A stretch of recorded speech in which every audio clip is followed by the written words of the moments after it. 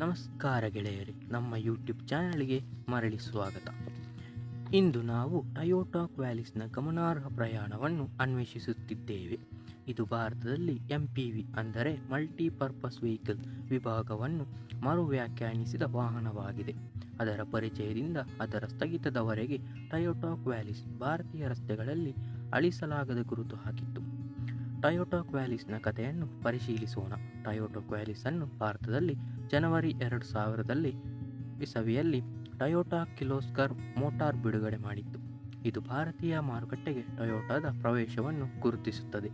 Qualis ಆಗ್ನೇಯ ಏಷ್ಯಾದ ಜನಪ್ರಿಯ ಮಾದರಿಯಾದ ಟೊಯೋಟಾ ಕಿಂಜಾಂಗ್ ಅನ್ನು ಆಧರಿಸಿದೆ.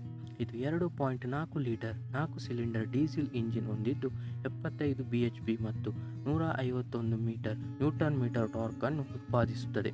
ಈ ಇಂಜಿನ್ ಅನ್ನು 5 ಸ್ಪೀಡ್ ಮ್ಯಾನ್ಯುವಲ್ ಗೇರ್ ಬಾಕ್ಸ್ನೊಂದಿಗೆ ಜೋಡಿಸಲಾಗಿದೆ. ಇದು ವಿಶ್ವಾಸಾರ್ಹ ಕಾರ್ಯಕ್ಷಮತೆ ಮತ್ತು ಉತ್ತಮ ಇಂಧನ ದಕ್ಷತೆಯನ್ನು ಒದಗಿಸುತ್ತದೆ. ಇದು ವೈಯಕ್ತಿಕ ಮತ್ತು ವಾಣಿಜ್ಯ ಬಳಕೆಗೆ ಸೂಕ್ತವಾದ ಆಯ್ಕೆಯಾಗಿದೆ. ಟೊಯೋಟಾ ಕ್ವಾಲಿಸ್ನ ವಿನ್ಯಾಸವು ಪ್ರಾಯೋಗಿಕ ಮತ್ತು ಪ್ರಯೋಜನಕಾರಿಯಾಗಿತ್ತು. ಆಂತರಿಕ ಜಾಗವನ್ನು ಹೆಚ್ಚಿಸುವ ಪೆಟ್ಟಿಗೆಯ ಆಕಾರವನ್ನು ಹೊಂದಿದೆ.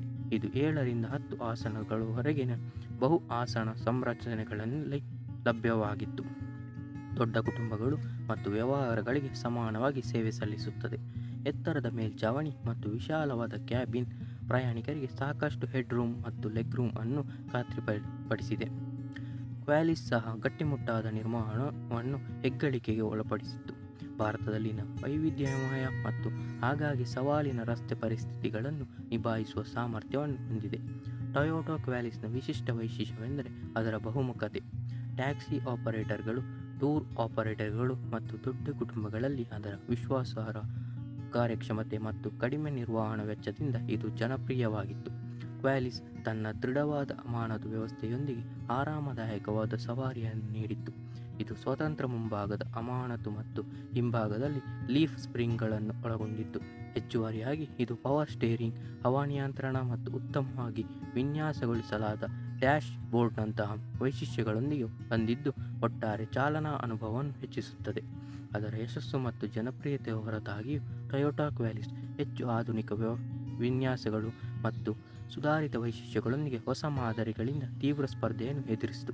2005ರಲ್ಲಿ ಟೊಯೋಟಾ ಹೆಚ್ಚು ಸಮಕಾಲೀನ ಟೊಯೋಟಾ ಇನೋವಾ ಪರವಾಗಿ ಕ್ವಾಲಿಸ್ ಅನ್ನು ನಿಲ್ಲಿಸಲು ನಿರ್ಧರಿಸಿತು.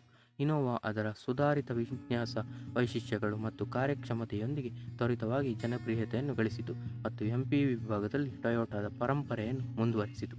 ಆದಾಗ್ಯೂ ಕ್ವಾಲಿಸ್ ತನ್ನ ವಿಶ್ವಾಸಾರ್ಹತೆ, ಪ್ರಾಯೋಗಿಕತೆ ಮತ್ತು ಭಾರತೀಯ ವಾಹನ ಮಾರುಕಟ್ಟೆಯ ಮೇಲೆ ಇದು ಬೀರಿದ ಗಮನಾರ್ಹ ಪ್ರಭಾವಕ್ಕಾಗಿ ಪ್ರೀತಿಯಿಂದ ನೆನಪಿಸಿಕೊಳ್ಳುತ್ತದೆ.